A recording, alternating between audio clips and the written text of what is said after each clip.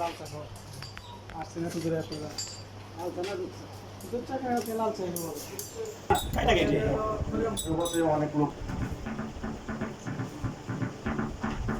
তদন্তের নির্দেশ দিয়ে হাইকোর্টে যে আদেশ বাতিল করা হয়েছে। বিএনপি জামাত জোট সরকার ভিত্তিতে অভিযুক্ত হন 28 জন। অভিযোগপত্র দেয় সেনা সমর্থিত আলোচিত এই মামলায় 2018 সালে বিচারিক আদালত ফাঁসির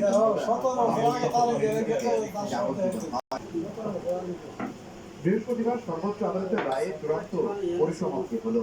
মুক্তি মিলেছে তারেক রহমান, লুৎফুজ্জামান বাবর সহ